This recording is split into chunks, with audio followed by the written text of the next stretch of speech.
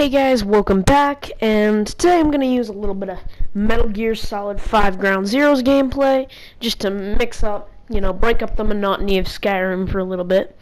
But, this is part 2 of, the video I did on the article by the Sydney Morning Herald that, is called Having a Son Went from a Dilemma to the Greatest Lesson of My Life. If you haven't seen part 1, it'd mean a lot if you could go over, watch it, maybe drop a like. And in the last part, I ended off with talking about how she made the point that she had many dark nights, thinking about how she would go about raising a son in a sexist world, quote unquote. Now let's continue on from there. Alright, but I know what these feelings were now.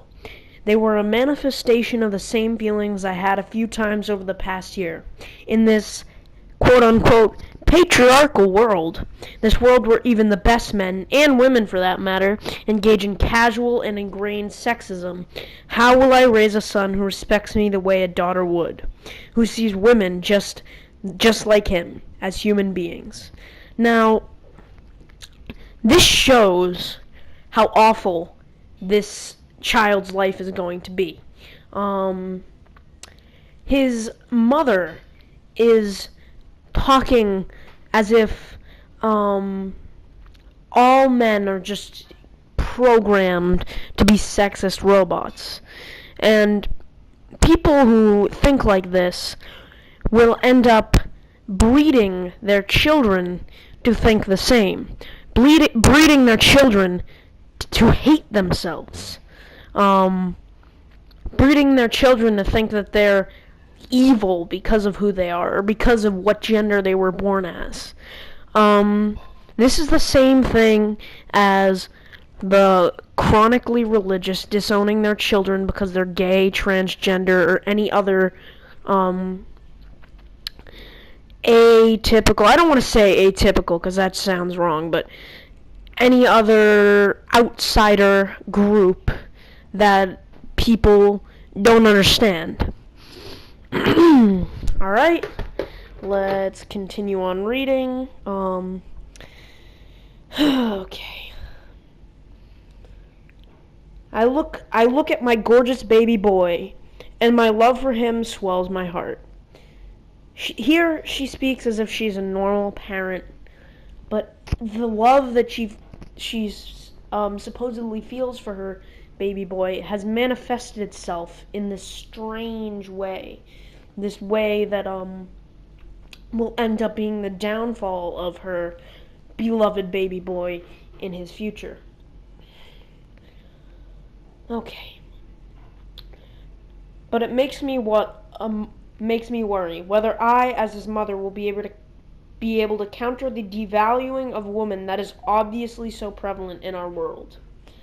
The devaluing of women, as in, they have reproductive rights and men don't. The devaluing of women, such as the, what is the law called? But basically, all law enforcement, pretty much in the entire world, in most first world countries, even if the man is the victim in a domestic abuse case, are immediately, they're trained to make sure that the man is taken as the main suspect in the case, even if he was one who made the call to report being abused. And as we can see clearly, this is a world where women are constantly devalued and everybody hates women, and everybody thinks women are awful, because that's clearly how the world is. That's just how everyone thinks. Little information there. Not everybody has a hive mind. And secondly, the United States of America is pretty progressive on lots of gender, sexual orientation, and race issues. If you were living in a country like Saudi Arabia, maybe you would be speaking about different things, like women not being allowed to drive, or Living in some countries in Africa where female genital mutilation is a commonplace, and in the Middle East, mind you. I don't want to get into the details of that because it's disgusting, it's revolting, and it needs to be stopped. And these are the kind of issues that feminists need to be on top of today. This is why we need feminism. We don't need feminism to bitch on the internet. We need feminism to stop female genital mutilation. We need feminism to give women rights in third world countries. That's why we need feminism. Modern feminists need to take a good look at themselves, because what they're focused on now has really no importance in the grander scheme of things. People are constantly telling me boys are easier to raise. Casual and ingrained sexism, anyone? No, these people are just speaking from their opinions or their experience. They're not being sexist, although that may sound a little bit, not prejudiced, but, a little bit hostile. It's not sexism. It's not any type of ism. It's just an opinion. It's not a sexist opinion. It's simply an opinion or something that's based on experience. But I think they are much harder. How do you raise a white middle-class boy? Like how you address that. I love how you address that. Because clearly you're not being sexist by addressing your child as a white middle-class boy before they've even been born. And talking about how evil white middle-class men are. I just love that. That is, I wake up in the morning to read shit like this. To not think his own experience is the default experience of the world. Where do you get the information that every white middle-class male thinks his experience is the default experience for everybody in the entire world? Are you being serious right now? Like, are you joking with me? Alright, how do you counter a society that makes things easier for him than others and make him see it? Yes, easier for him as in if his future partner, if he is heterosexual, if his future partner is domestically abusing him, he can call the cops and immediately be arrested because he's male. Not to mention him not having reproductive rights or having the ability to opt out of a relationship with a child, whereas a woman does. Yes, this is clearly a woman-hating society. We are living, as we all know, America, Australia, where this was written by an Australian. We all know how patriarchal, evil Australia is, right? Yeah. Australia is like really, really, really progressive. I don't like their I like their social policy, but I don't like their censorship policies. How do you count? Alright. Raising a boy who maintains the status quo sure would be easy, but I refuse to be satisfied with that. And as we know, she believes the status quo is just for boys is being sexist. That's her belief. I know, great mother, right? I will raise a feminist boy, just like his father and his grandfathers before him. But even better, I will point sexism out to him at every turn.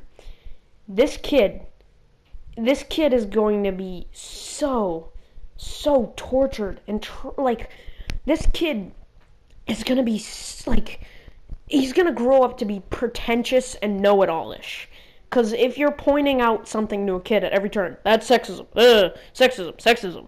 Like, if you're doing that to a child, first of all, that's not an environment to raise a child in. You shouldn't constantly be talking about an evil like sexism or an evil like racism, because if you keep mentioning it, it'll be ingrained within the child's head. They won't become sexist or racist, but the thought will always be in the back of their mind, and they'll be searching for sexism and racism literally everywhere they go, and they'll find it where it isn't even there. Alright, let's keep going. And he will never get away with it without being called out. Meaning that if her child says something that she minorly dislikes or thinks is minorly offensive, she will punish him, call him out for it. Da, da, da, da. He's a little kid. Little kids don't know what they're saying. Little kids don't have the mental capacity to understand if what they said was sexist or if what they said was offensive to somebody else. They're little kids. They're a growing human being. They don't understand. I will show him that girls are just people like him and that products and art targeted to them are no less valuable or enjoyable. Most children in the United States, most children in the first world in general are socialized to believe that everybody is equal. That's how households raise their children in the 21st century. That's how most parents, I'm not saying all parents, that's how most parents teach their kids. He will be immersed in feminism by a family who models it in their everyday life. This is going to be a poisonous environment for this child. Honestly, his mother should have decided not to have him or gotten an abortion. I talk about antinatalism, and this is a situation that I would say is a prime example of why antinatalism is needed in the 21st century. It's not only war, it's people like this pushing these ideologies onto their children that are going to breed awful, awful people that will eventually be the people who lead the world in 30 years. I mean, this is why I make videos like this. This is why I talk about antinatalism. It's not just because of the suffering and the war that will happen in the future. It's the suffering that these kids will experience based on how some of these parents are going to raise them. I think she's right, but I would add that by being feminist mothers... Alright, this is a comment from the editor at the Sydney Morning Herald. I think she's right, but I would add that by being feminist mothers, we also do our sons a great service.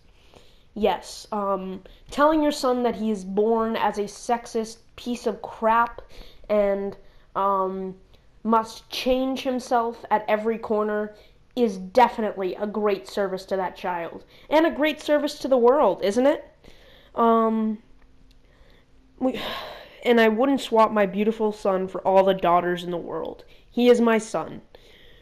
Moon and stars. And he will teach me far more than I will teach him. Clearly, he already has.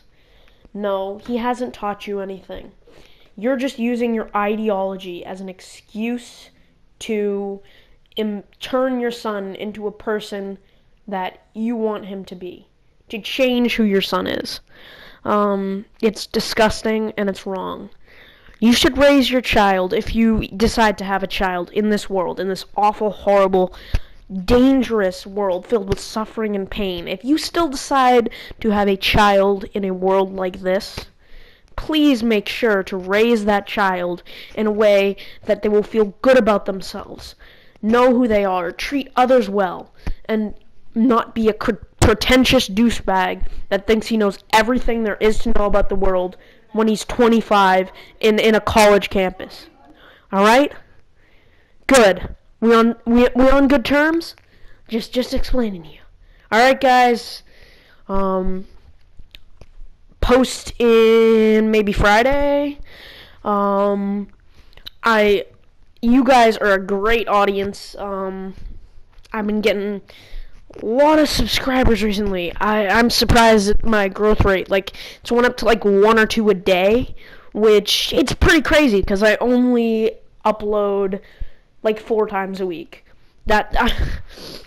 Thank you very much. And when I get to 20 subscribers, I will do a special video for all you guys that have been watching since the very beginning.